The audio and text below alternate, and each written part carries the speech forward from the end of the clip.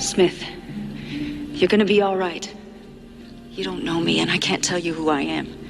But you're endangering a project that's bigger than you can imagine. Forget about this. There's gonna be a paradox if you don't.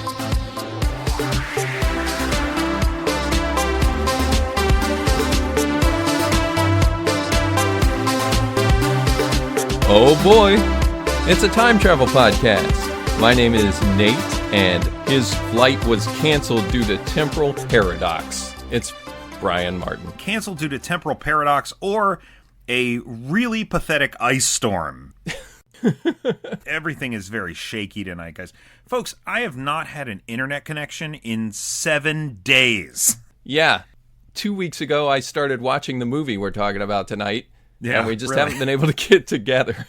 But outside of that, it's been a long time anyway. Well, we haven't, honestly sat down and had a conversation in, a month and a half or something? About a month, certainly before Christmas. Yeah. So good to see you again, my friend. Yeah, good to be back. Good to be back in the new year for a new, season of this, I guess, kind of. Yeah. The first episode of season 4 is what I would call this. And last season was the Bold New Era. Yes. What would the name of this season be? The Bold Old Era. The bold. We feel old. It's the season of technical difficulties is what it is. Yeah, I hope this doesn't persist throughout the whole year, guys. I'm really going to do my best. But unfortunately, we are at the whims of mega corporations, such as my internet service provider, AT&T.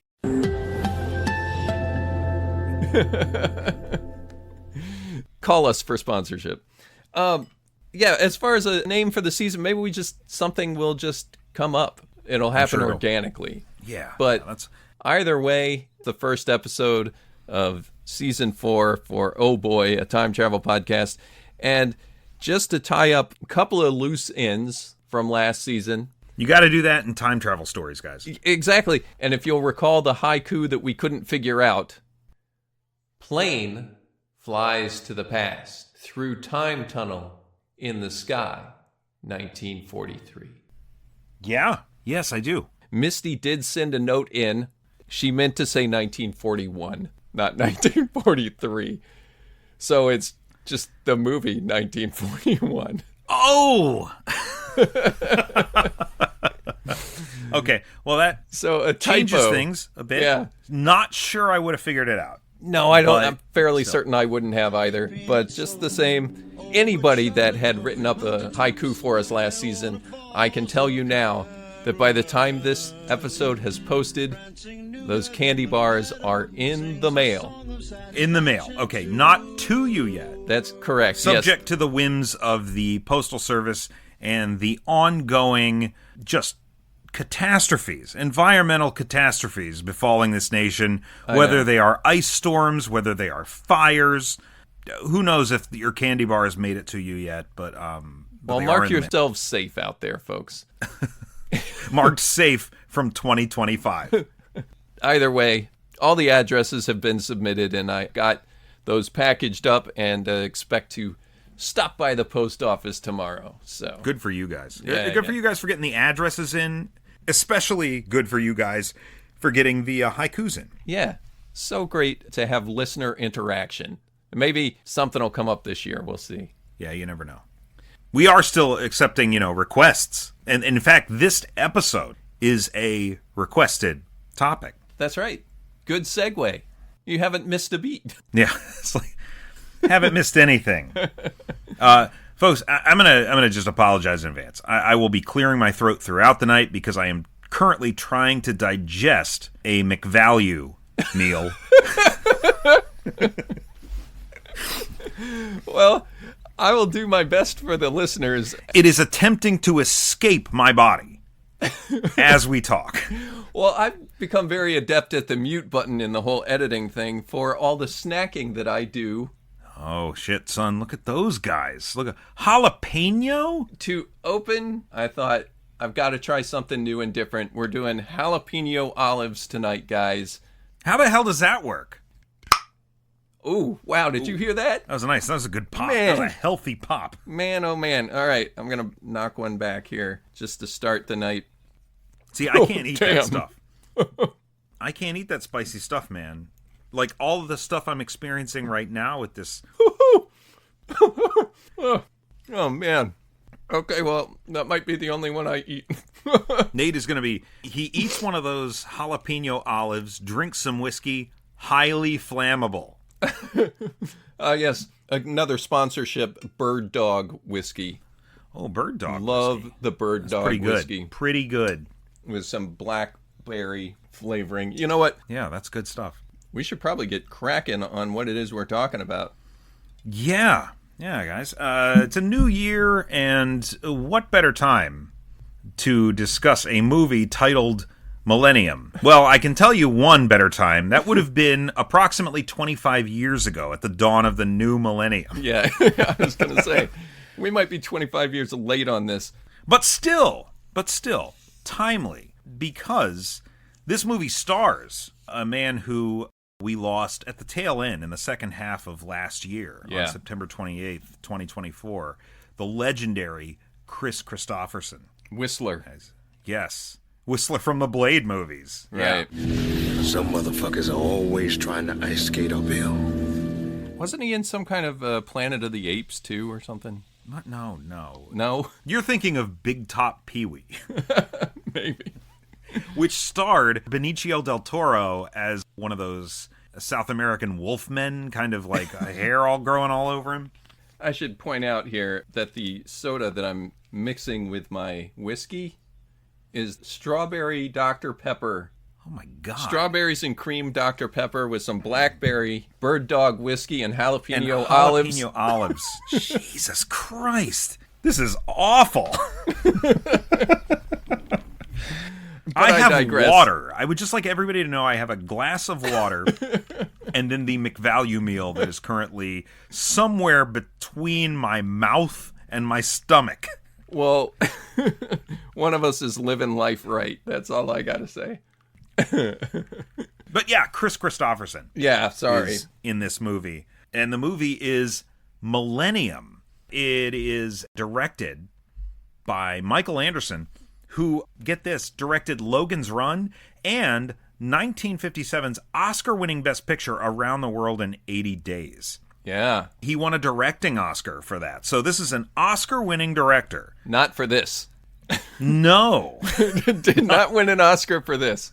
Most assuredly not for this. Written by John Varley, who is not a well-known screenwriter because he was mostly a novelist and a prose writer.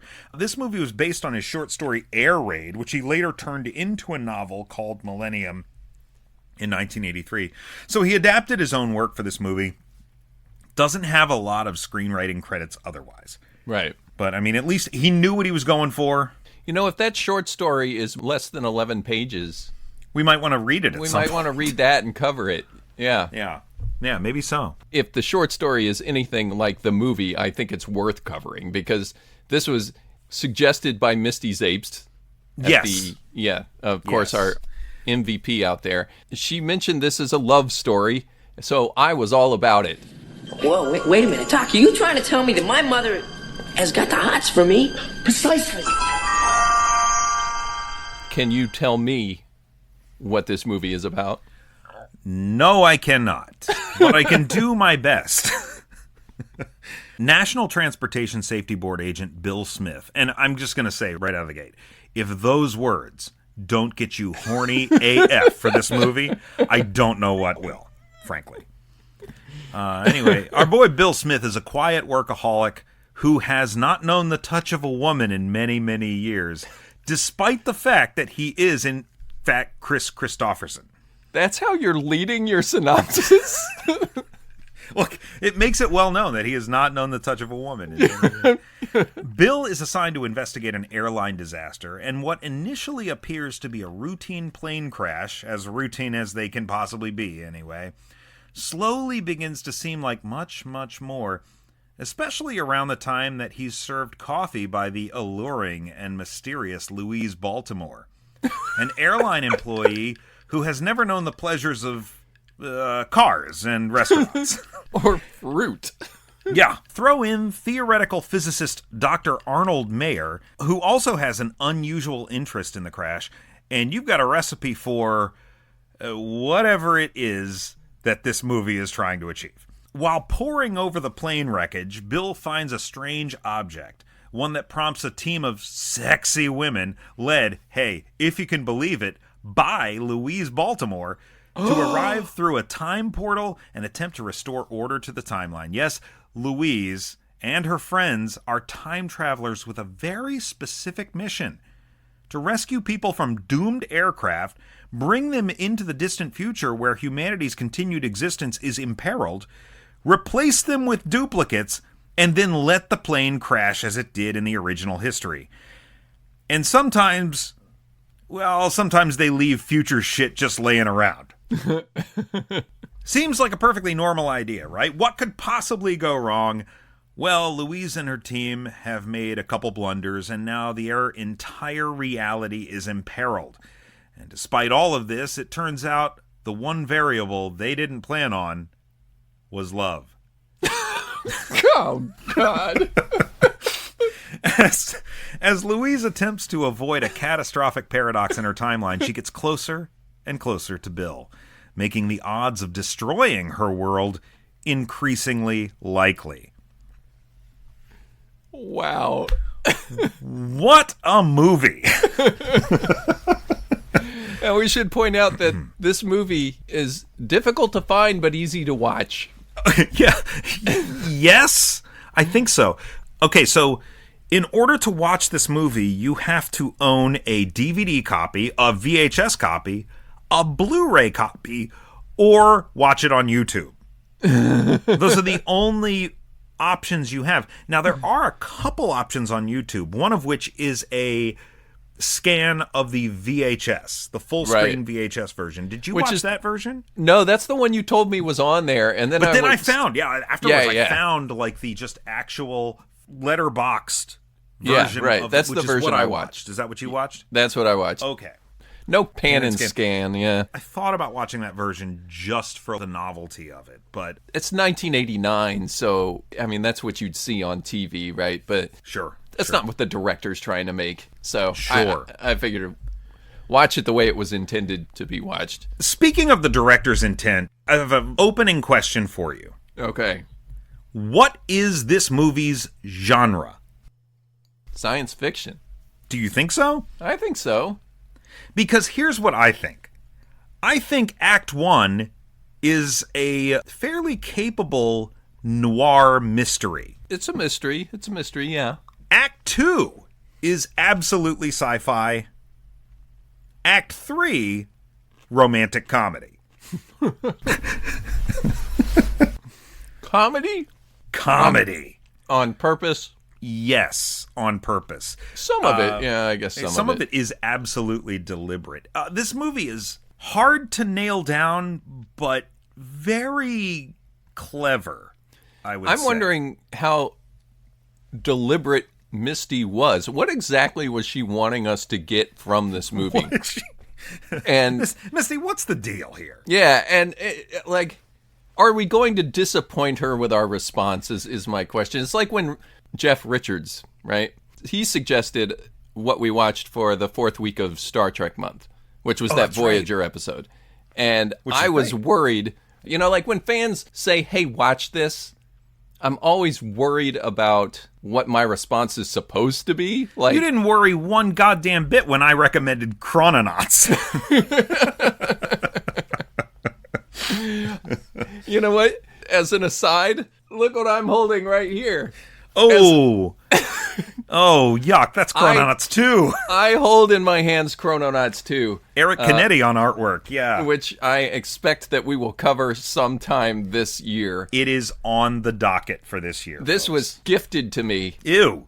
Yeah, by someone who hates the first book just as much as I do. Nice. But he said, hell, I'll spend money for a joke. So, damn it, I'm going to read that thing. Respect that. I'm going to read it. This premise, again, I'm not like, yes. I feel like, But anyway, as far as intentions, I'm wondering if Misty likes this movie or whether she was like, have you seen this shit? All right, so let's dial it back a little bit. Do you like this movie, Nate? Just on a overall sense, no. Okay, I do. I'll say it's kind of like Clock Stoppers in that I am glad that I watched this. Yeah. And now I have an affinity for it. Do I think it's good? No. All I don't knew about think this is movie. good. All I knew about this movie coming into it, the only image I had ever seen or had a memory of was the plane in the middle of the portal with the people filing off and the other people filing on. I didn't know you had any knowledge of this movie. I saw a trailer. That's the extent of my knowledge of it. And you know why I saw the trailer for this movie? I think was, back in the 1980s, there were a lot of pay-per-view channels, right? Sure.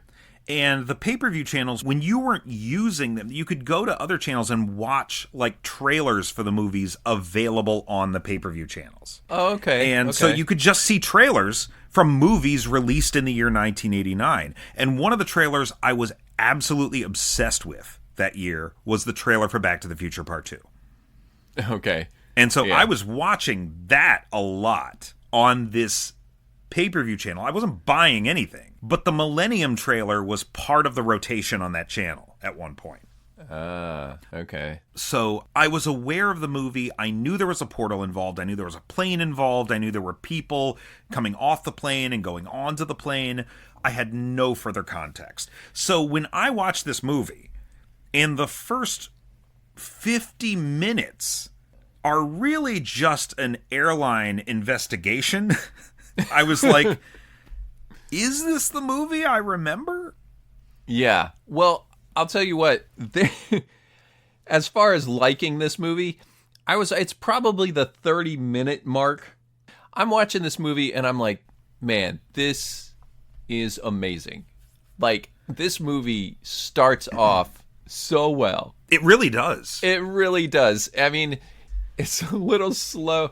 I've got notes. It's the noir portion. Right. The noir it's portion of the movie is chef's kiss. It's a good slow burn as it starts, right? Yeah. There's all kinds of little things I want to touch on as we're going through this, but what I'll say is, like, I was literally having the thought that, man, this is really good as Sherman's head pops into the screen for the first time. Yeah. And I was like, oh, it's one of these movies. Oh, God. Yeah, as I wrote on my notes, bit of a slow burn. Well, not the plane, I mean. The plane burns up pretty quick. Yeah, we'll get back to Sherman, I hope. But Sherman is one of the top items on my list to talk the about. rope, man, it's like Tin Man makeup with, like, low-budget robot. He looked like Bicentennial Man with human teeth. Yeah, yeah, it was rough. The human teeth are very off-putting. Like, you gotta be able to do something with the mouth. C-3PO, it's just this slot. Right. But if you're going to have a robot with a mouth that moves, you got to do something with the inside of his mouth. Because just having a fleshy-ass tongue flipping around and a bunch of human teeth. One pair of candy lips and your bubblegum tongue. It's like Ugly Sonic all over again. Something inside of you says, this is wrong. If God exists, he is very offended by this. You probably want to do something like Optimus Prime. With this little shield thing that moves up and forth. I prefer the shield over the weird lips of absolutely. Absolutely. But the way the movie opens with that explosion of the plane crashing, all of the budget that would go into Sherman's robot costume went into that airplane crash. What a great opening scene, though. I mean, it's a really great opening scene. The plane crashes. The co-pilot comes in and he looks out at the passengers. The passengers are not moving at all. He's like, they're all burned. Like, what is going on here? Yeah, like they were already dead. Yeah. That is story related. I think what I would first remark upon is that this explosion is so huge.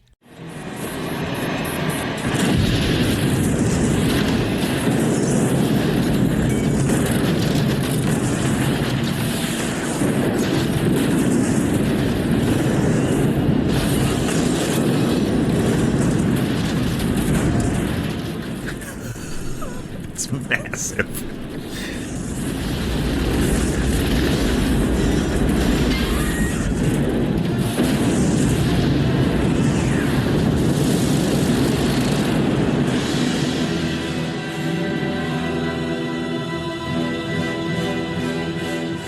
And like, it's 1989, and of course, it opens the movie with like this big plane explosion, and then the title of the movie comes up out of the flames, like the MacGyver logo or something. Of course, like the MacGyver logo. Yeah, exactly. Oh, I started laughing so hard when that happened, and then it was very quickly followed by like the slowest and most melodramatic music straight out of Twin Peaks that I hate so much.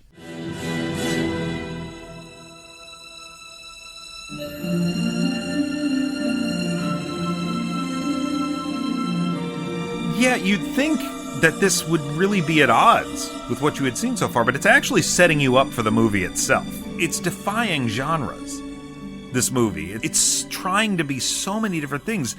And when this movie makes the shift, the initial shift from Bill Smith's present day to the future, I'm like, this thing really took a turn. And yeah, that's when Sherman pops up. Yeah, we know that it's coming because this is a time travel story. Like, where does the time travel come from? But it is such a violent shift.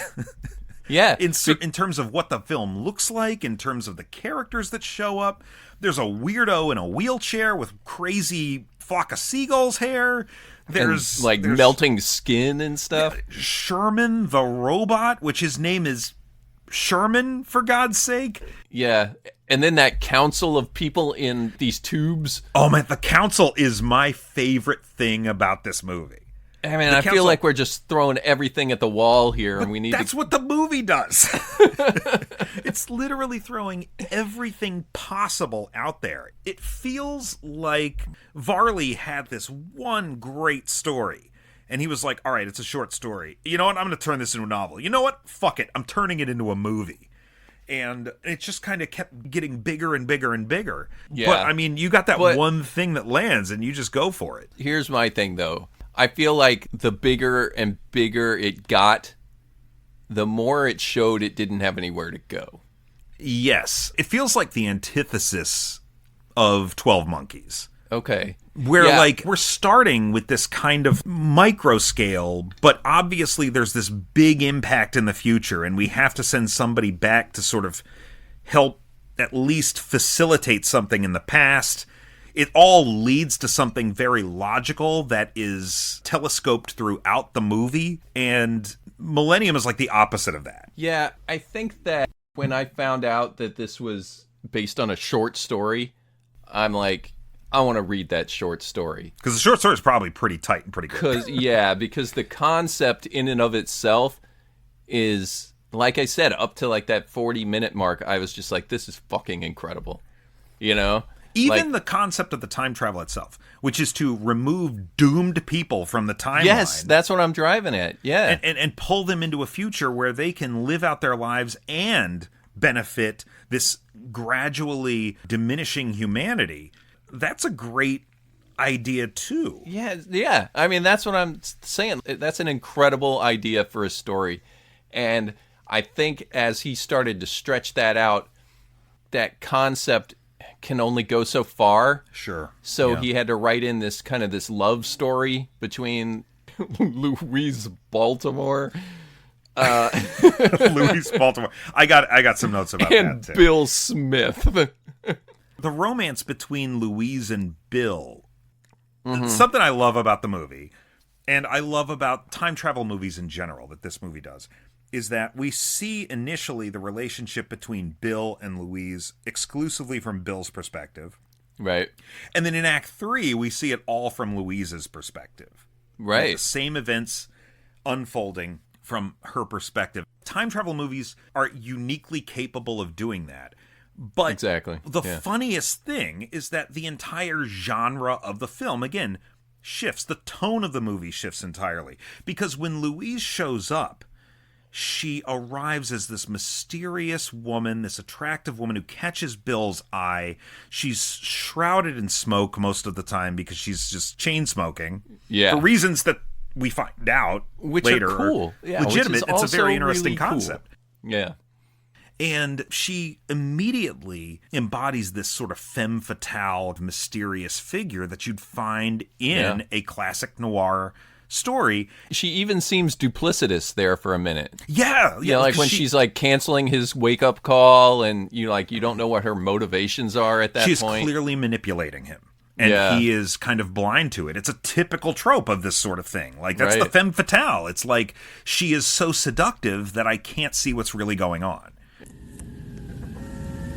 You smoke too much. I'll quit tomorrow. Just like that, huh? I've heard that story before. Took me over a year to quit. You don't believe me? This is my last cigarette. Was it that good? You were the best thing in 1,000 years, Bill. Exactly, yeah. Well, it turns out she's just a complete buffoon because in the third act of the movie, the producers were like, yeah, we love what you're doing here, but did you guys see When Harry Met Sally?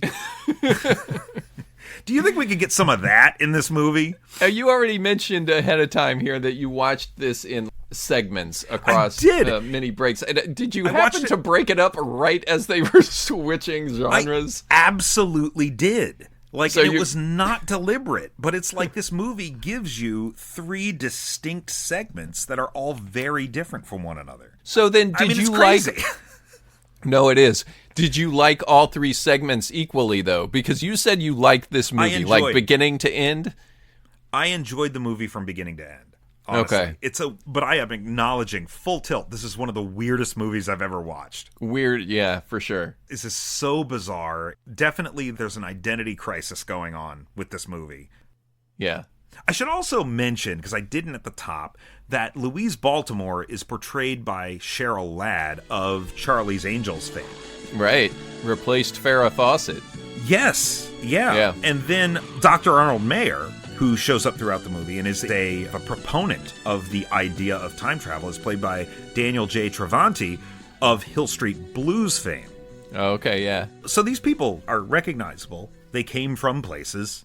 Other than Robert Joy, who played Sherman the Robot, and Brent Carver, who plays Coventry, the guy in the wheelchair. Right. I don't know what else they've been in. Right, but these were even bigger names in 1989 when the movie was made. Just like this movie is just enough of a movie to make it a movie, these actors are just enough of a name to make this a movie. Yeah, I did very little to no research, but what I did find out is that when this movie was initially pitched and was being in production, the leads that were being pursued for it were Paul Newman and Jane Fonda.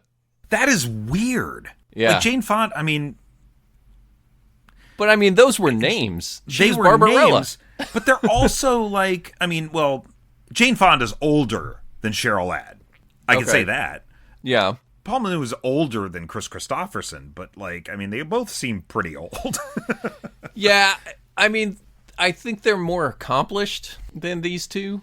Oh, for sure. For sure. And I don't know that I necessarily buy the chemistry between the two leads. No, the chemistry doesn't quite work. I don't think it's anybody's fault. I'm Louise Baltimore, and you're Bill Smith. How long is it since you slept? Do I look that bad? I didn't say bad, just tired. It's gotta be 35 hours, but who needs sleep? Listen, maybe we could go have coffee. Some dinner and a few drinks. That'd be nifty. Am I moving too fast for you? I can move fast, too.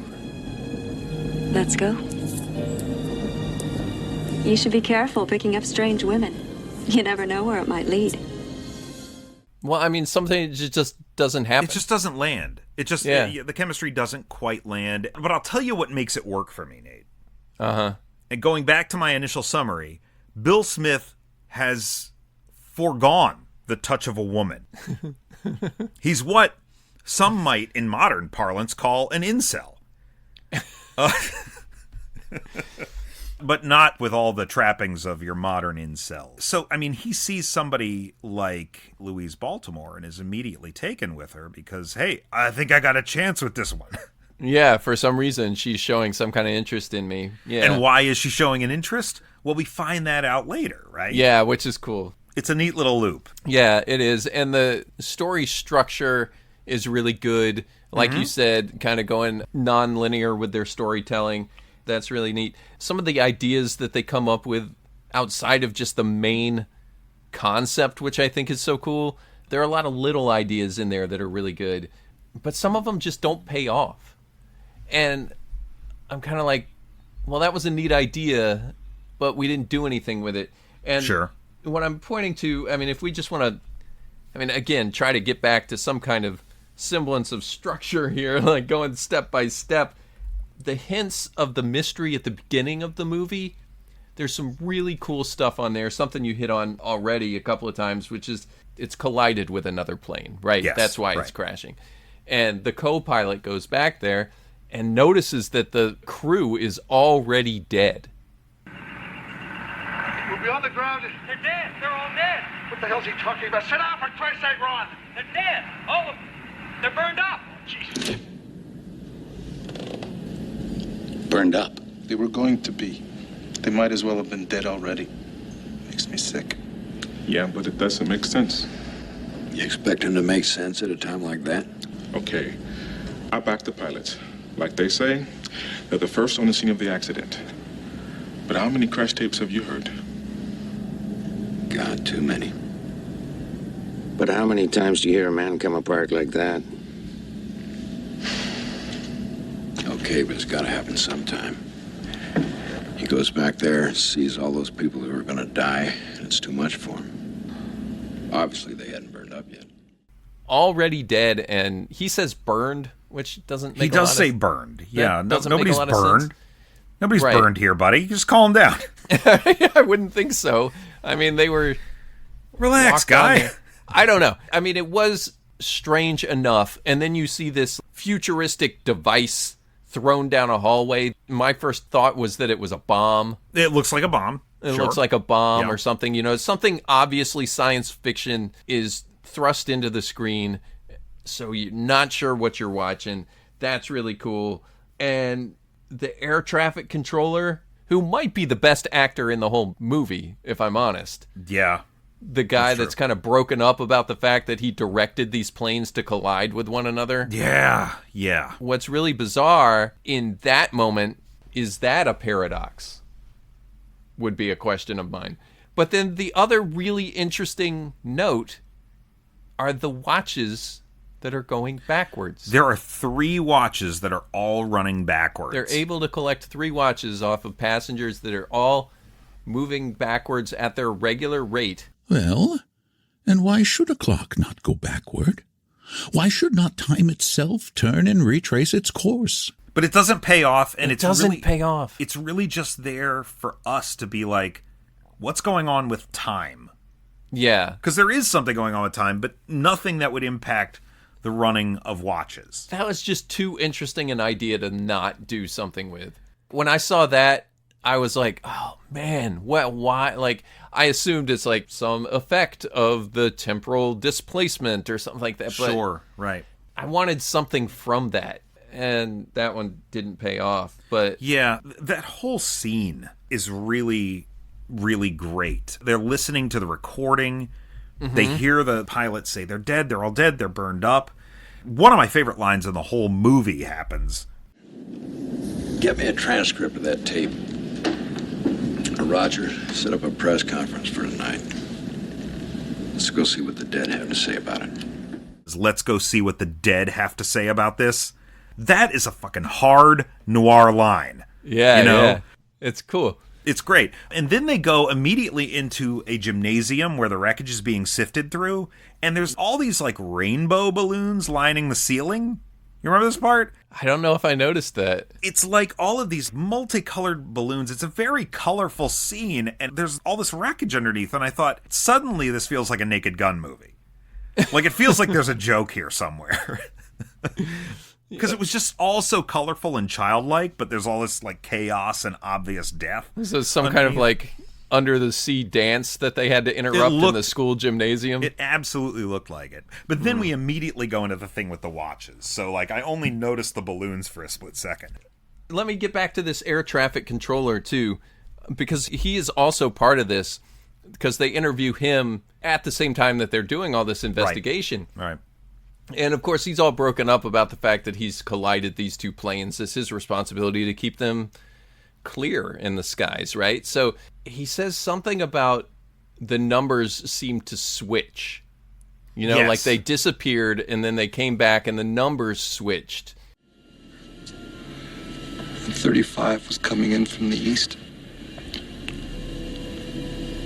No, from the west. And 880 was coming in. Was that the 747, Don? I looked away for a moment. Some other situation. And when I looked back, they changed places. Oh, I told 35 to turn. And then the numbers switched. And you couldn't tell them apart anymore.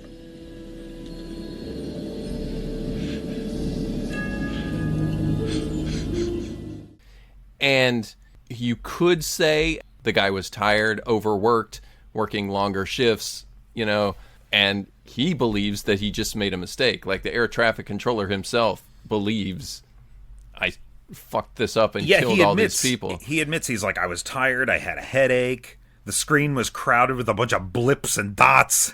Like my job. Look, this is really tough, guys. It's hard to do. Who would have ever thought keeping all these planes from crashing into each other would be such a hard job? Thanks, Jans.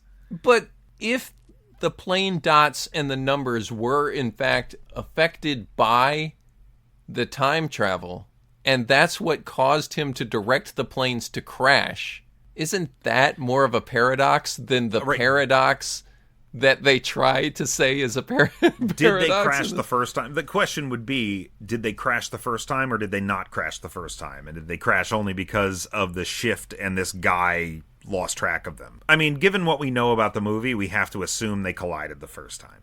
Yeah. Right? We just have to kind of go with it. This air traffic controller is maybe the most tragic figure in the movie. Because he's going to be wearing this for the rest of his days. Yeah, but he has his scene and then he's gone. We don't hear from him again. But he was Probably really killed good. Himself. Yeah. He could have.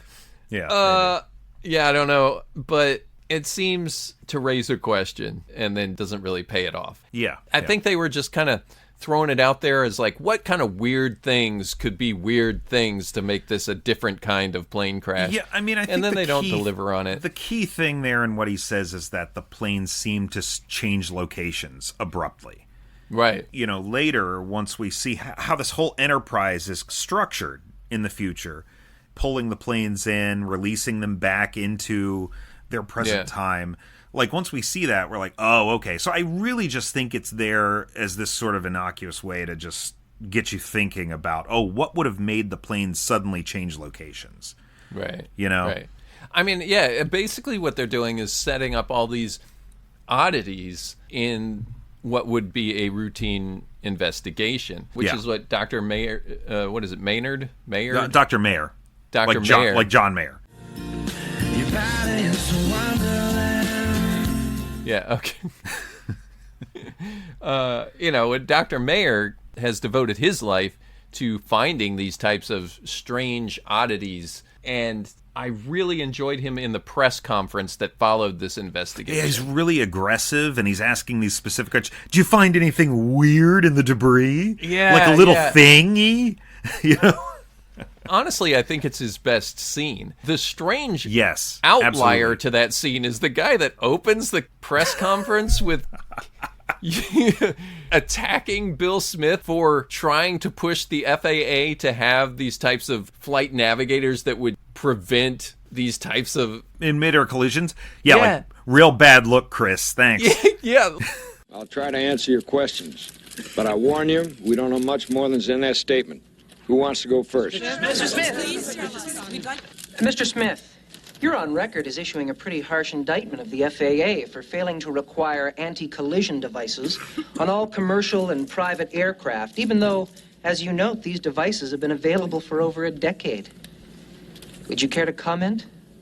Bill Smith was the one trying to get the FAA to do this, and this guy's attacking him like, don't you feel bad about not getting your job done? You know, like... Right. That seemed like a weird outlier. I was like, what's this guy doing? But at the same time, extraordinarily believable.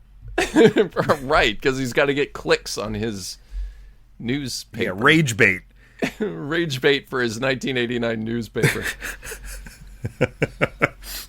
You have to watch TV for the rage bait. You can't just click on it. You got to wait till the right time. There's still headlines, folks. Yeah. There's still headlines. But going back to the doctor, he's got some really good lines in that specific exchange. Mr. Smith, I'm Dr. Arnold Mayer, professor of physics at the university. I remember you. Thank you. My favorite being like, look, Bill, I can't say anything else without looking like a buffoon. And you're trying to make me look crazy, which would delegitimize what I'm driving at. Right. I'm just looking for something out of the ordinary. Yeah. Don't make me explain it in front of all of these people because you know what I'm talking about. No, I know I brought it up in front of all of these people, but please don't make me explain it in front of these reporters. But it is great. What unusual facts have you developed so far in your investigation? I'm not sure I know what you mean. Were there any unexplained observations? Is there any indication that this crash was caused by something less obvious than a computer overload? None at all. Of course, every crash is unique. Yet they share common factors. There are things you expect to find and things you don't. For instance, is there anything in the cockpit voice recording that's out of the ordinary? I can't comment on that. It's confidential. The relevant portions will be released in a couple of days. You can listen for yourself. All right. But is there anything else odd? Have you found any unusual item in the wreckage? Any discrepancies in the time sequence of the crash? I'm afraid I still don't know what you're driving at. I can't be more plain without sounding like a fool. I'm simply looking for the inexplicable. I usually find it. I thought that was really cool because he's having a conversation with Bill outside of what everybody understands, right? Yes. He knows that there's something, or that if there is something, Bill will know what he's talking about. And right. Bill is sticking to the company line. He's like, I'm not sure what you're talking about. You know, he doesn't mention the air traffic controllers, the plane moving, the watches moving backwards. Right, and that's what he doesn't think mention he's these talking things. about. Like it's honestly what we think that Mayer is talking about are the watches at this point, because we haven't actually seen the little device, the stunner yet. Yeah, right. Which is probably what he's getting at. Well, I feel like it probably is any of those things.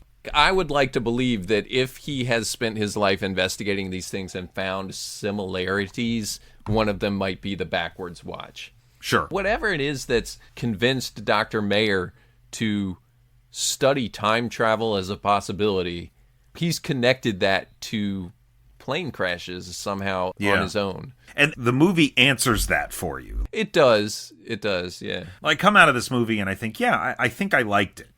And part of the reason for that is that it does come back around and address a lot of those questions, right? Maybe I do like this movie. It draws a direct line in a phenomenally efficient way between what started all of our characters down this path and where we all end up, including Bill. Sure. Who eventually shows up as a child at one point in this movie. Through time travel shenanigans. Did you think that was Bill at first, or did you think it was Mayer? I thought it was Mayer. I put in my notes, I'm like, oh shit, Mayer is the kid. And then later it's like, oh shit, Bill was the kid. Right. Which I thought was a cool switcheroo because now it's like, okay, so this is why Bill got into this. I want to help prevent airline catastrophes. Right. Kind of profession, right? The lone survivor of a plane crash. It answers a lot of questions that you have about these characters throughout the movie. Doesn't leave a lot on the table at the end, you know? Right. Definitely provides his motivation.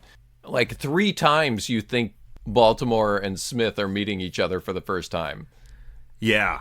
You know, and then you find out that it's, he actually met her when he was, what is he, probably supposed to be 15 there, maybe?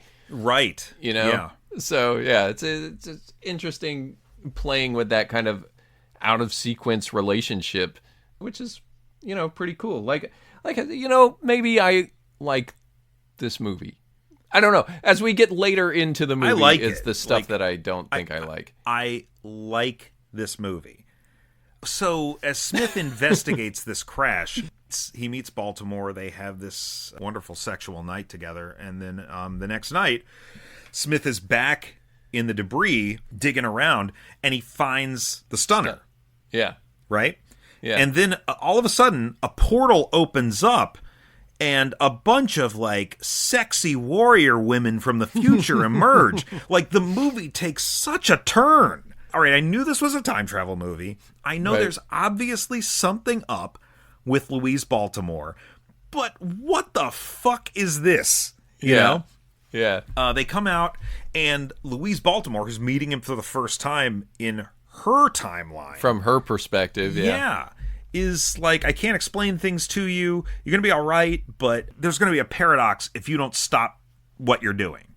We promise we didn't crash that plane. Right. Yeah. Then the movie starts following her. The baton is passed, and we follow her back into the future, and holy shit, this movie's weird. Like, yeah, at that point. that's the big turn that I was like, it's this kind of movie, which is like when she goes back, the future was shot entirely in a warehouse. Well, it was shot in the exact same warehouse where they shot the debris field, I think. Yeah. Pretty sure that was all shot in a gymnasium. Exactly. Every single part of this. They had that one building. Yeah. They had that one building to shoot in. And Louise Baltimore, when she gets back to the future, she has like an assistant robot named Sherman. That we touched on real briefly. He pops up. He's like the first representation of the future for you. And it is so low budget. Like so low budget. Oh, you're supposed to watch this on Saturday afternoon. I get it. But the great like thing about Sherman, the filmmakers knew what they had. Like, this is low budget. Let's make him really silly. And he is... think that's what they were going for. At once the quintessential sci-fi B-movie robot in the way he speaks, his speech patterns, but he's also really snarky. And the first thing we hear from him, we have major problems. What happened? We have major problems. What happened? We got the stunner. Imagine my relief.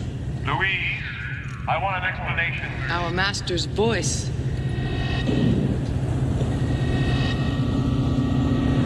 There was a little problem. Those words will be engraved in the annals of understatement. Your mother was a cash register. And she turned a tidy profit, too. Those words will be engraved in the annals of understatement. And then she says, your mother was a cash register, and he says, and she turned a tidy profit, too. Yeah. And I was like, oh, look who's a smartass. The robot's a smartass. Yeah, I don't dislike Sherman, but the movie has greater aspirations than it can afford. You know? Yes. That's the way to put it. Yeah. It's really unfortunate because the future it's trying to portray, I mean, I don't want to say it comes off laughable because it doesn't really, but it comes off like those low budget movies that people make fun of. Right? Yes. Like you'll see on MST3K. Yeah. One of my favorites, Red Letter Media. Sure. And they've got this thing that they do where they watch really bad movies. And one of the really popular bad movies that they watched was called Rotar. Okay, yeah. It was something about like a cyborg cop or something like that, right? Whatever. I recognize that movie from Red Letter Media. And when you buy Millennium, It's on a split DVD Blu-ray with Rotar. Oh, damn, really? Yeah, so I recognized Rotar you get that on, from Is it on eBay? I gotta check. So it's that kind of movie. It becomes that kind of movie, unfortunately, where it's like clearly people are working really hard on making sets, on making things look futuristic, and even for the time, I don't. It's feel not like quite they're pulling it plausible. off. Yeah, if you're talking about a robot, Commander Data is only 2 years away.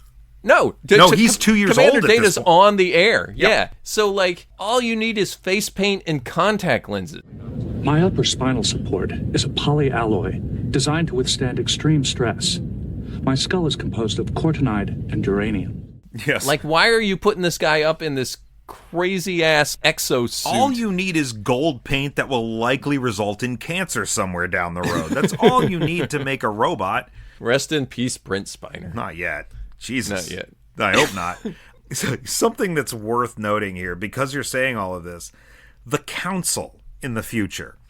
Oh, yeah. These council members, there's like, what, 6 of them or something? I don't know, 6 or 8 One of them is just a brain in a jar. Yeah, I fucking love that. Look, it's like, here's the thing. All of the council members are in states of decay. Yes. Right? Like their bodies are somehow failing them. And 1 or 2 of them are just like a fucking disembodied nervous system. Yeah. And it's so awesome. The Council has decided to risk another mission to 1989. You must meet Smith the day before you saw him in the hangar. You must prevent him from going to that hangar the night he saw you there. Since he knew your name when he saw you, he must have met you previously. Therefore, you did go back. Must go back. God, that's cool. It's so cool. And then the main woman that they talk to most of the time, clearly her face has melted off. She's got this skin graft over her face. Yeah, like the aliens from Insurrection. No, like the ones that had to stretch out their yeah, they face in stretched Insurrection. their skin across their face. Yes. Yeah. But yeah, and she's like the main spokeswoman for this council of... Maybe she's born with it. I'm at my best with Maybelline. They're the remnants of humanity, is what this boils down to. And the main problem with that, however, as, like, again, so cool, but so, like, schlocky. Yeah, schlocky it's is a good word. But also, if these are, like, the people in control of society, there's a point at which... Are they in charge of society or just this program? Project? Yeah. Well, Coventry, the guy... Because you don't see the future. Don't see the future. Yeah, you don't really. Coventry, the guy who's kind of running things in the wheelchair with the flock of seagulls haircut. And the melty skin. Yes. He kind of resents Louise and her team because they're given preferential treatment among humanity. So all of the rest of them are like melting and in various states of decay, but then you've got this team of sexy ass women. Look, you're the one that's supposed to scan the past. Why didn't you know Smith was going to be in that hangar? And you're supposed to be ready for the unexpected. You're supposed to be the best. You and your people get all the best food, all the best quarters, all our precious medicine. Do you realize what it costs to pamper you? And you're like, okay, so if we're looking at this like a feudal system, do the sexy women run the show? Because they seem like they're working for literally everybody else. Yeah, no, they don't. They don't. It's interesting that like this one guy is at a state where he's nothing but a brain and nerves and a couple of eyeballs, but Louise and her team are still like... Yeah, because they spend money to keep them looking that way so they can continue to do the job that they have to do, which is go back to a time where humanity still looked like that, I guess. A simpler time. Yeah. I mean, they go back to the 60s at one point. Obviously, they go back to 89. And another really like little cool concept is that she's constantly smoking because her lungs are already used to the polluted air. The polluted air of the future. You did not smoke enough, Louise. Give it to me straight, Doc. I can take it. No new degeneration. The levels of complex hydrocarbons in your blood are depressed due to breathing the primordial atmosphere of the 20th century. They think their air's awful. They ain't seen nothing yet. Which incidentally is about 1,000 years in the future, is what we've established. So it's almost like the cigarette that she smokes when she goes to the past is like a diver's wetsuit or something. Yeah, you know? Yeah. Like she's got to smoke while she's there so that her lungs. I mean, it's That's gross, but cool, but gross, but pretty cool. It is cool. It's such a cool idea. It's a really neat idea. Yeah, I dig that. Unfortunately, the impact of that moment and that idea is in the segment of the movie that you would call a romantic comedy. The romantic comedy bit. Which I think the gravity of that is a little lost. Like, you have to smoke harder next time. Yeah, she was going to quit. Yeah. For Bill. This is my last day. There's a point where Louise is smoking in the future, and she tosses a cigarette over her shoulder, and like a laser vaporizes it in midair. Like, just zaps it. What? Did you miss that part? No, I thought you were talking about at the restaurant when she just throw. Oh no, that's something different. Like she just tosses it over the edge and could set the whole place on fire. Yeah, no. That's well, different. she probably did that because she's accustomed to a laser blasting it out of the sky. Exactly, but that's why I we didn't get into notice that this comedy aspect. Since I missed that, I mean that's another cool little aspect. Like her natural motion is to, while I'm done with this cigarette, I can just throw it anywhere and it'll be disposed of for me. Yeah. And then she's in the future and just second nature to do that now. So she ends up throwing it off a banister into somebody's meal or something. But yeah, I mean, that makes that actually a little cooler, even though it's in the silly part. Yeah. So the future part in the second act kind of lays out, okay, what are these people doing and why are they doing it from their perspective? And as we move through the second act and into the third, there's this sequence, once again with Dr. Mayer, where he explains a little bit more of the rationale behind how time travel can work in this world. That, again, as most people in time travel movies will observe, you can't just alter the past in a severe way, right? Like Bruce Willis observed in 12 Monkeys. What happened. You can't change it, right? There are certain immutable things. You're talking about the lecture scene? The lecture scene where he's talking to, like, I don't know, the UN or something? I don't know who he's talking to about this. Yeah, like, who's he talking to and why is he... It's just there for the talking audience. To us. It's just there for the audience. But he's talking about how you can't go back and kill Hitler because it would change too much of history, which is the thesis behind this organization in the future. It's like, well, we're taking people who are already doomed, plucking them out from the last moment of their life, and then replacing them with a replica.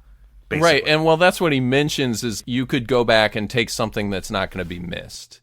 Right. Like, that's his point, is like you could take a rock from the Grand Canyon or what have you. You could take Bill Smith. And if you... who, by his own admission, says he won't be missed. But what's interesting, if they're replacing people with replicas, she mentions that you take the living people off the plane and replace them with soulless replicas. Like, we can replicate the body, but we can't replicate the soul. Which, in one level, is kind of cool. On a second level, it's like, why doesn't your council look better? Jeez. Yeah, no kidding. Like, couldn't we just make them new bodies? Yeah, just make them look like those guys. Yeah. You know? Like, what are they sculpted out of that you're fucking face like, can't none of be the guys made on out this of? plane look particularly good, but they sure look a hell of a lot better than, like, Stretchy Face over there. And yeah. Yeah, it's a perfectly reasonable question. But as far as paradoxes go in this movie, they are possible. And in fact, a lot of Louise's actions in the past have increased the likelihood of some sort of reality-ending paradox in her time. And when we think paradox, I don't know, Nate, when I think paradox, I think of this sort of irreconcilable event that causes a simultaneous collapse of a timeline from beginning to end.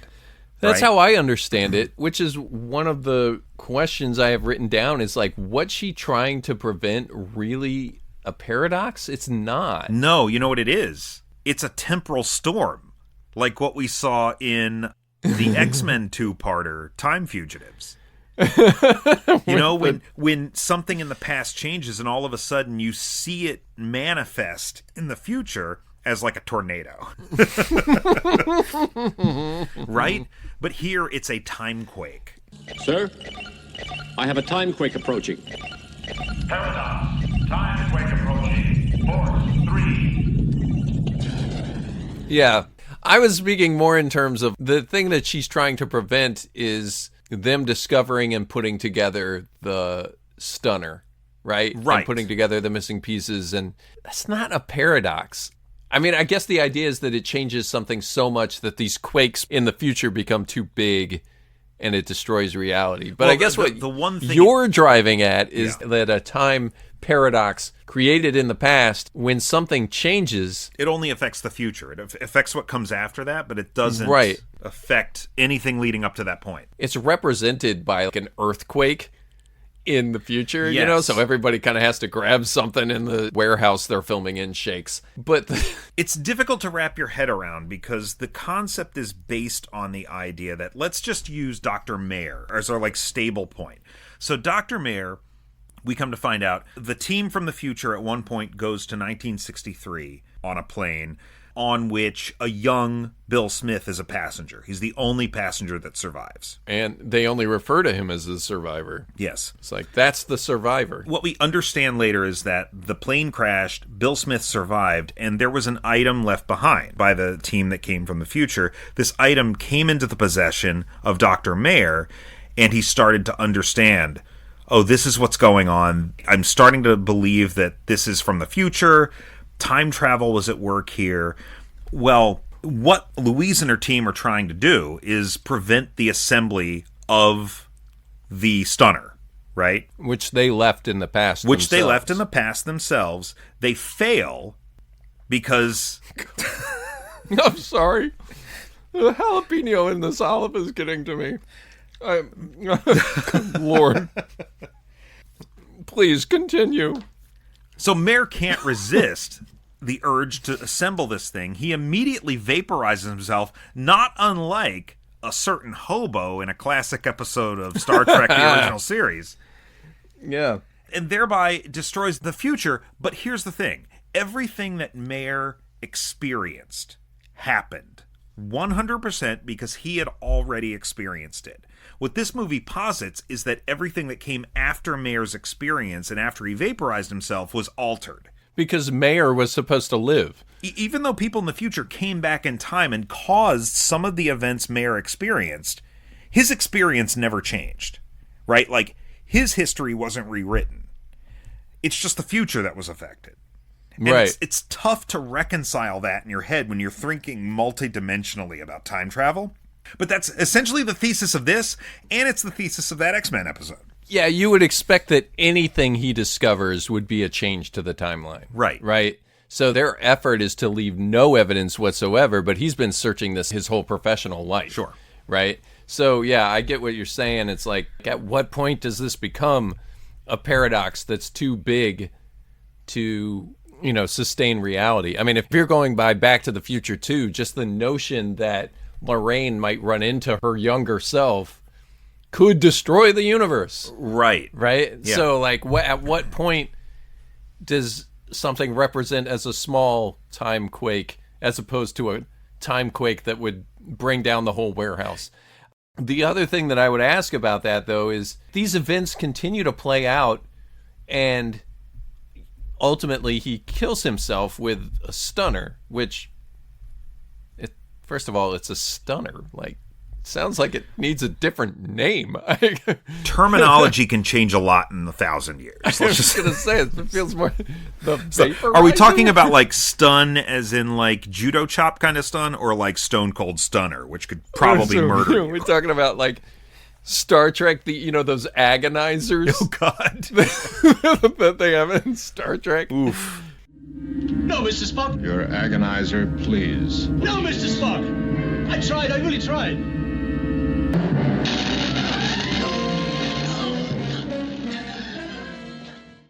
At any rate, yeah, he vaporizes himself with the stunner, but that is the moment that wasn't supposed to happen, and she'd been trying to prevent all along.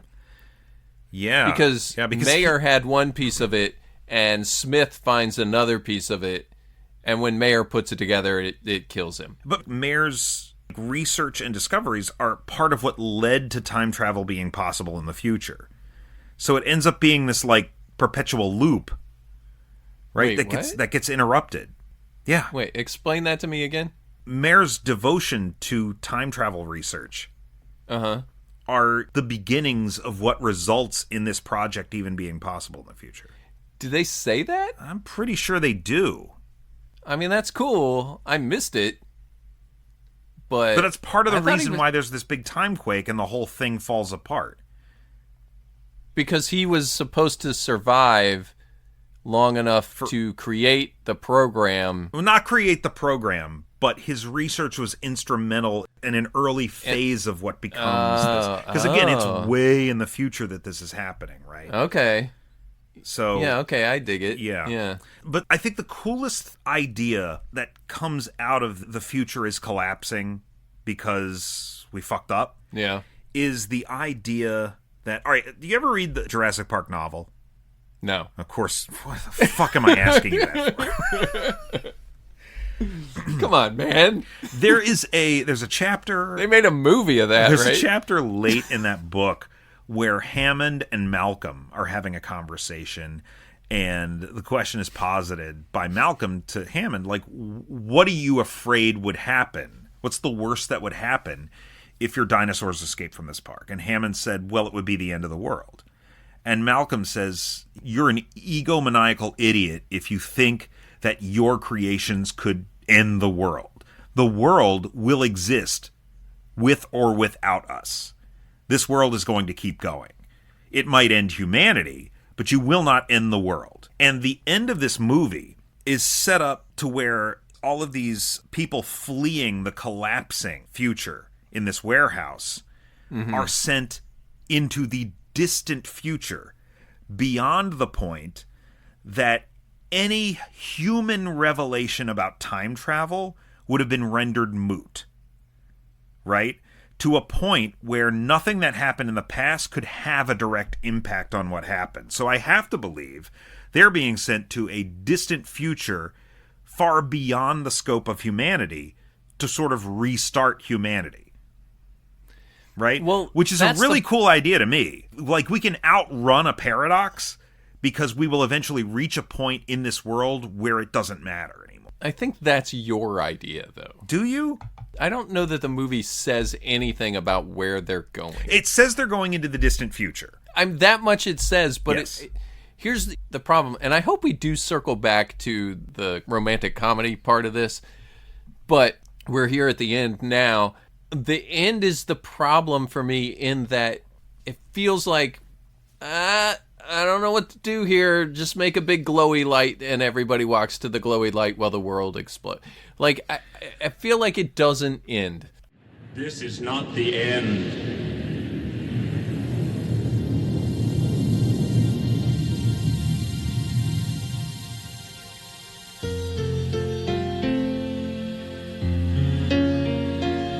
This is not the beginning of the end.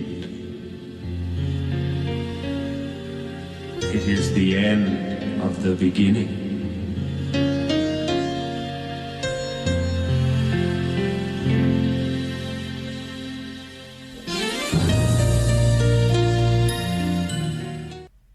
What? That's what happens?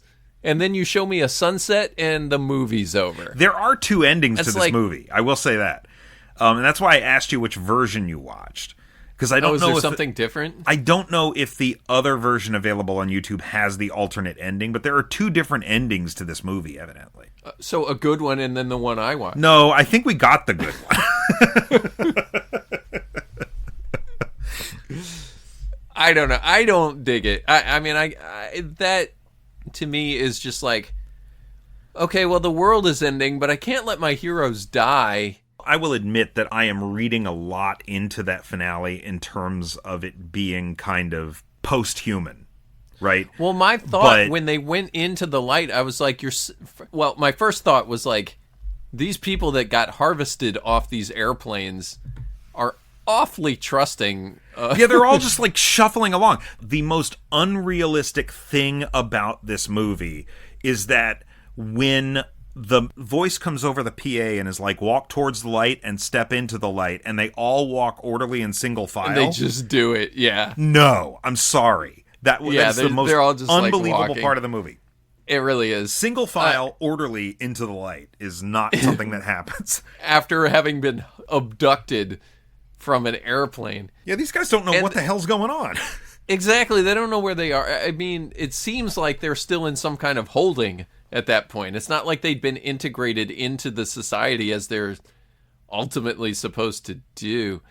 But yes, so the idea from my understanding is that they're going to the future, but the future of what? The future of what timeline? Because clearly something is changing, right? So they don't know where they're going. So why does Sherman think he doesn't? Yeah, why does Sherman think there's nothing for him to do there? Like, again, I don't know. I just believe that it is like so far beyond the scope of humanity that it would have been like humankind was extinct at that point. Somebody needs to say that. You are saying that. Yeah, I don't know. We need to read the books, I guess. We need to read the novel. We need to read the short story. I mean, I'm not going to read the novel. I'm not reading it. But Air Raid seems really interesting to me. Yeah, I would be interested in reading Air Raid. I think we should check that out. But we do need to circle back before we tie this up to all of the things that happen from Louise Baltimore's perspective in the night that she and Bill spend together. Do you remember the third season of Arrested Development with Charlize Theron in it? Sure, yeah. Charlize Theron's character was mentally disabled, but she was so pretty that like everybody just ignored it, kind of. And she kept doing this like really bizarre shit all the time. She wore a coonskin cap. Had the coonskin cap on. There was a time she had that note from her benefactor and she just crumbled it up and ate it in front of Michael. Like, Louise is basically that character throughout the romantic comedy portion of this. Like, she has no idea how the world works. She doesn't know how to drive, which is really hilarious. What kind of car do you drive? What kind? Do you like Cheryl Ladd in this? I don't think I do. No, she's not good. Like, I don't think I would have been as just enamored with her as Bill is, especially after the car ride. Like, she might have had me up to the car ride, but after the car ride, I'm like, lady, this is a no. This is a hard no. Yeah. The movie seems really bad, full of really hokey dialogue, but then I think, no, the dialogue is actually really good. Mm-hmm. And it's delivered very stilted and poorly by both leads, I feel like. If you read this, I bet it's fucking awesome. I think you're absolutely right. Yeah. The only exception to that is... I don't know if you're crazy but you're right up there in the top 10 on my weird list, lady. Lady, you're on my top 10 weird list.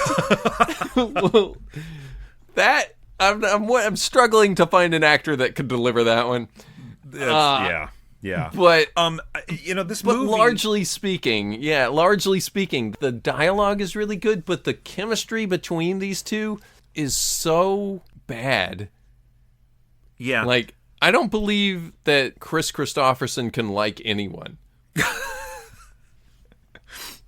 Yeah. And I don't mean like he's surly and angry, but he's just like, do you have any feeling of any kind? Like, do you change your facial expression at all? You don't seem that interested. For comparison's sake, I do encourage everybody to go watch Big Top Pee-wee, where Chris Christopherson's wife was basically like a woman that was an inch tall. And he kept her in his breast pocket on his shirt. Well, that's good. I don't mean to attack Chris Christopherson. But no, I'm sure he's a fine actor. I've only seen him as Whistler. But okay, all right. He plays the red tape guy pretty well, the bureaucrat really well. You know, like, Which I is mean, he's surprising. just kind of going about his business. like he was very much sort of anti-establishment kind of guy. But you know the Highwaymen? You know the supergroup the Highwaymen? Chris Christopherson was in it. Willie Nelson, Johnny Cash, and Waylon Jennings. So I just bring that up because I just want to emphasize that Chris Christopherson, actor, sure, but very accomplished musician as well. Yeah. I think he's a little out of his depth with this story, maybe. Possibly. I feel like Varley wasn't completely happy with the outcome of this movie, but the movie passed hand to hand to hand. Like, it took a while for this thing to get off the ground and actually get produced.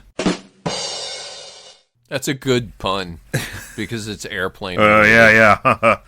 But, come on, that's funny. It is pretty good. Okay. But I feel like, as so many writers do, Varley kind of felt like something got lost in translation a little bit. And maybe that's kind of what you're picking up here. Yeah, I like a lot of what Varley has done here. And as we talk about it, I think that I enjoy it more and more, the more that we talk about it. I mean, so I was super excited to talk about it, and I'm glad that I watched it. Yes, absolutely. The fish out of water thing that Cheryl Ladd is doing, that's fun for a little while, but you're right. It's such a departure from the rest of the movie. Like, that tonally, it's like, it is so weird. That's the first time I've ordered for a girl since after the senior prom in high school. Did I act improperly? No, it's just, haven't you ever heard of women's lib? The suffragette movement, 19th Amendment, Rosie the Riveter, bra burning, Gloria Steinem, ERA, the Battle of the Sexes. Who won? I think it's still being fought. We might call a truce for tonight. I like that. Who won? I can't wait till we talk about the time travel method. But before we do that, I do want to bring up, once again, we kind of been beating around the bush on this. Did you want to bring up the part where she has confusion about how to eat an apple? That was pretty good. He looks at it, you want to eat this? I think she was just supposed to be like really glad that there was fresh fruit, but the way she plays it is like, what is this? Right. What am I supposed to do with it? They'd be a little bit more adept at this as time travelers. Like, they would have at least prepped them with that much. But she does have knowledge of the past. Like, when he brings up women's lib, and he's like, oh, yeah, Rosie the Riveter, 1969, or whatever. Like, it just starts throwing things out there. And it's like, there's so much to mention in this movie. You're not, that's kind of a cool bit. And that they can watch the past as it unfolds on that little viewer. Except that they can't see the parts of the past that they had a direct impact on. That are censored. Temporal censorship. Censored, lots of cool ideas at work here, man. Yeah. Lots of really cool ideas. Kind of interesting. As interesting as some of the concepts are, and as well written as a lot of the lines and things are, the thing that I keep coming back to is that, one, our protagonist's name is Bill Smith. Two, the robot is named Sherman. And three, the futuristic warrior women are named Louise and Susan. What? I mean, clearly it's by design, but like... Susan, the future warrior woman of tomorrow? I don't know. Well, what would you Who's the other one, Karen? Well, that's the thing. I think that he's going for names that clearly wouldn't fit that, you know? Okay. Like, when the robot was named Sherman, I was like, Sherman? Oh, well, of course it's Sherman. What is he going to name him? BC-179D? Yes. No. I mean, no. You have to give it some kind of humanity. No. And Sherman's got a personality. It's really that... Man, honestly, it's that costume. It's horrific. Yeah. From my perspective, it's horrific. It's like if Bicentennial Man had a baby with Vinny from Spaceballs. What it's like is, I don't want to watch this movie. Yeah. 1991, I'm clicking through the channels and it's on cable, and I see that. No thanks. Oh, fuck and this move movie. on. Yeah, and there's a shame because there's so much that you're missing, but like you're doing too much. On the same token, you could start watching this movie, leave the room to go to the bathroom at about the 45-minute mark, come back in 5 minutes later and think you walked into the wrong auditorium. Right. If you walked back in and Sherman popped up for the first time, you'd be like, whoop, sorry, wrong movie. What movie is this? Yeah. Louise Baltimore looks a lot different with her future haircut. Yeah. And fuck that haircut, too. The haircut's not good, folks. They're trying to go with this is what we do in the future, but no. No, the best hair in the movie is Chris Christopherson's, probably, with a close second being Coventry, the guy in the wheelchair with the melting face. I'm glad you remember Coventry's name. Whatever. Yeah. I feel like we haven't even scratched the surface with this movie. Oh, and can I also mention one more thing that's funny about Sherman? Not only does he have human teeth, but they're crooked. Somebody built him that way. That's right. The android was like, well, we got to make it look natural. Nobody has perfectly straight teeth. This dude over here is just a nervous system. That's where we're going to crap out on that. I do love... So we've got this whole romantic subplot thing here, and... That's the part that doesn't work, Bill, man. Here's why it doesn't work. Like, if I were to sum it up in just one sort of capsule here, it would be that Louise starts talking about, you can't come to the future with me. You have to stay here. We can only take people who won't be missed. And his response is, no one's gonna miss me. Bill, women like a confident man, okay? This is like the opposite of that. There's nothing there that she should be attracted to, right? No, nothing. Nothing. And, Cheryl Ladd's a good-looking woman, but, she just about killed him on the highway and doesn't know how to eat fruit. Doesn't know how to eat fruit. Yeah. That's the way it comes off. I don't think that's what she was trying to do, but... maybe I do like this movie. I don't like how it ends. Yeah, it does just sort of end. This is not the end. I feel like with the budget that they have, I wish they had tried to do less. Just make Sherman look like Data, and then use the money that you spent to design and build a crazy exosuit to make the nervous system guy look more believable. I'm glad we don't see him close up. I like the ideas. I love the ideas lots in this of great movie. ideas. Which is why I'd really like to see this short story. I feel like my initial take is still my take. There's a lot of great ideas that fill in probably a good short story. I don't buy the love story because of the leads. And there's no reason for her to like him unless he's really that good in bed. I wasn't I? The only reason she had was to keep him out of that bunker. But then she actually falls for him. Why? For no apparent reason. But he does give her a child. Evidently. Yeah, because Sherman does mention that. Yeah. You're pregnant with his baby. Even though you're infertile. Take a chance, Louise. Go with him. You are going to have his child. Really throws that one out there at the end. Like, how does he know? It's so funny because the way he Where says, does he get that information? The way he says it, like Bill wants them to go together, and she's like, "None of us can go, only you." Then I'm not going either. And then Sherman looks at Louise and is like, "Take a chance, Louise. Go with him. You are going to have his child." It's like, whoa. Time the fuck out here. I don't know. Yeah. Hey, one more really great piece of dialogue that comes near the end of this movie. The world is collapsing, and the council is like, Our work is done. I move we adjourn. I move that we adjourn. And then they all explode. Man, I wish I have the resolve at the end of my life to make like a cool one-liner and go out on it. You know? You should use that one. I move, we adjourn. But then I'll be like, no, wait, you gotta understand. It's a quote from Millennium. Yeah. Again, I feel like there's so much more to say. And yet nothing.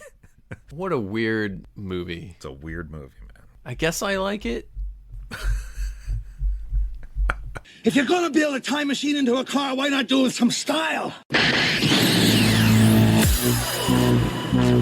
So now we get to tackle the time travel machine, mechanism, method. We cleaned the slate at the end of last season. We've got 3 time travel items left. At the top of the list is the Guardian, the city on the edge of forever. Which I would love to see him in a match of like the Dozens with Sherman the robot. Like the two of them going back and forth with Yo Mama jokes. Man, Sherman cannot stand toe-to-toe with the Guardian. Your mama's molecular density is so high. Kneel before me. Your puny human mind cannot process the density of your mama's booty. The Guardian, the time travel machine from Time Cop, and everybody's favorite, the clock that went backwards. Hell yeah. Your clock does not go. Does it ever go? This time travel method, there are things I like about this, and then budgetary things that I think draw it back. I really like the fact that there's a countdown to when it's going to be active. I feel like that's pretty cool. It must take some kind of effort to turn this machine on. Yeah. Stand by for time travelers arriving through gate. Gantry B operators, prepare for arrival. And of course, this is all stuff I'm inferring based on context, but the special effect of it is not good, and I wonder how much of that do we take into account when deciding whether we like I'd this or not. say this about the special effect. It's very early 80s, except it's at the end of the 80s. It looks like an effect that would have been right at home in a movie that was released in 1981, but this is 1989. They should have just scaled back that plane crash. Put a little bit more money into them. Just a little bit more money on something that makes this look like... I don't like it. It's pretty rote. Just conceptually, it's an obvious thing. Like, here's a portal. Portal is pretty cookie cutter. Listen, Brian, here's a portal of a time machine that will make your bed for you. That's a really good point. That's wild, right? The first time you see that... What the first time you see that, Bill leaves the room, comes back 2 seconds later, Cheryl Ladd's gone, and any evidence that anybody was in the room is gone. It's like the maid came. And then later, I never thought the movie would actually show it happen. But later on, she goes through the portal, and then everything is just made in the room. Like, it makes the bed for you. And they show it. Yeah, there's like a stop motion filming of a bed being made. Yeah, this is climbing and clothes up the list being cleaned up. I'll be honest. Like now that it's no, this is falling down the ladder. Makes the what bed are you talking about? A time portal that will transport you and also make the bed for you is pretty high. But it's so stupid. It's pretty ridiculous. Why would it do that? Why would it do that? There is no reason for that to happen. Like, absolutely no reason. So, what's cool is that you can back the tail of a plane. Yeah, a portion of the plane can sit inside of the portal, and presumably the rest of the plane is somewhere else. Which is what happens to the plane during the crash in 89, when the pilot and the co-pilot go back there and, like, everybody's like, hey, what is going on here? It's like the back end of the plane went into the portal, but they didn't. Right, yeah. So, it's cool in that respect that you can envelop the back half of an airplane into the warehouse that you're filming in. She can also talk through her communicator through space and time, which is, I guess, cool. I guess that's kind of neat that you could just constantly have communication it's one of those with sorts the future. Of things that we would accept if it was like a comic book without thinking about it too much, you know? I'm willing to give the movie a pass on that. You feel like I wouldn't think about that? I know you would. I give that a pass, even though it is kind of weird. It's neat.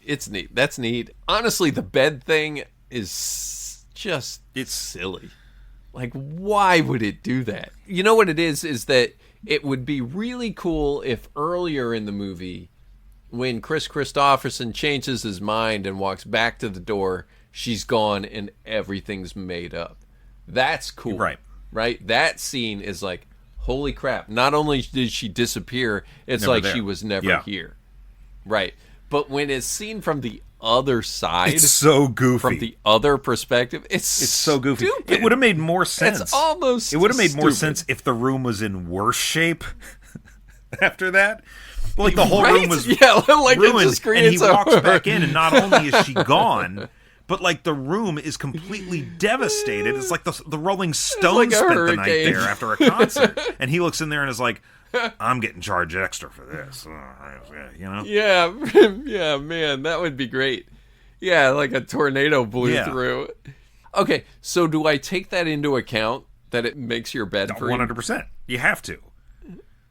I don't know, dude. This is at the bottom, right? Yeah, no, there's no doubt. Look, we made this whole big stink. In the previous episodes, we talked a lot about how we felt that the clock that went backwards deserved to be higher up the list than it was for the duration of that season. Mhm. And there is no question, considering that this would fall beneath the clock that went backwards. Absolutely.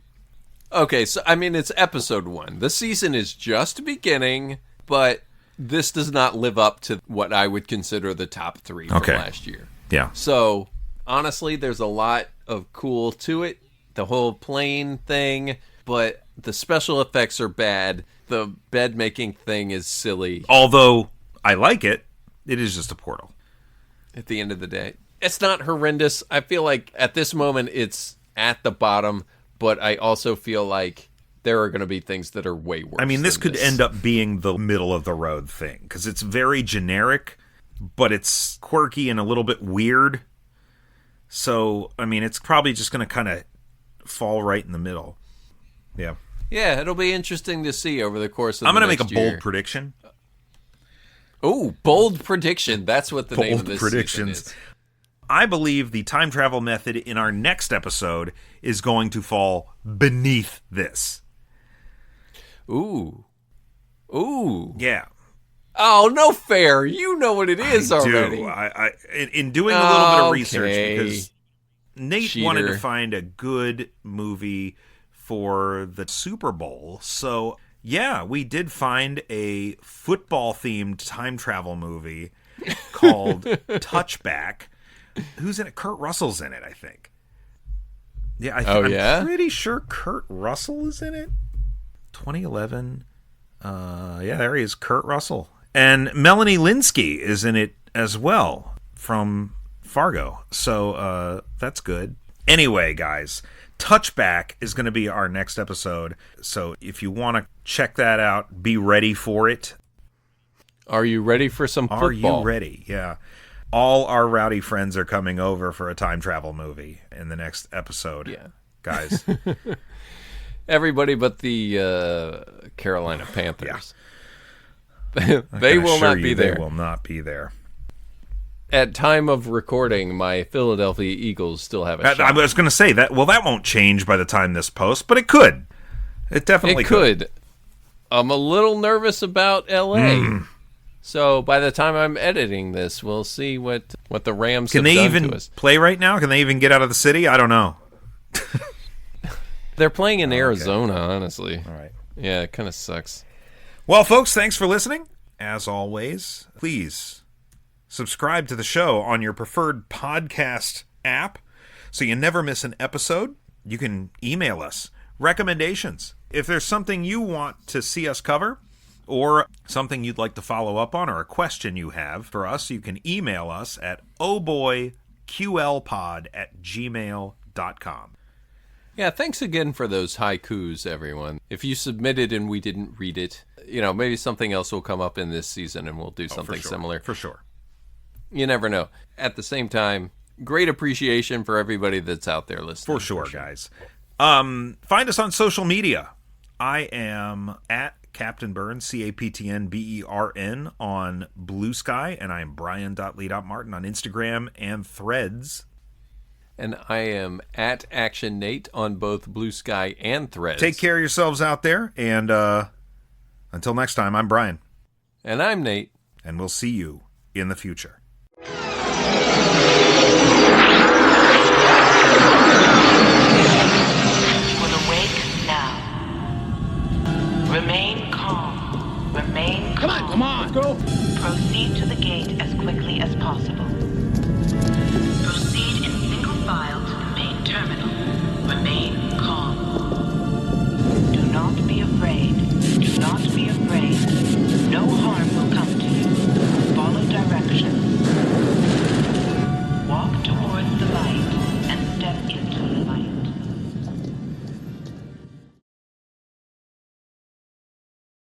This is not the end.